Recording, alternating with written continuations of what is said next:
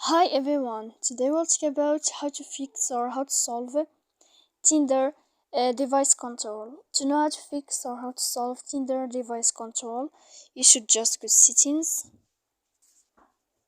After that, we'll enter to apps, default apps, app settings. Then this list you will search about Tinder. When you'll find this page of app info, you will click on first stop. We click OK, then we go to click storage. Here we click clear cache and you can turn off your Wi-Fi. You will wait a moment and you can turn on your Wi-Fi again. If it's not working with you, you can go to Play Store. We'll search about Tinder. If you will find here in this blue sign update, you can update your app. So please don't forget to support us by like and subscribe. See you next time in another video and thank you for your attention and your watching.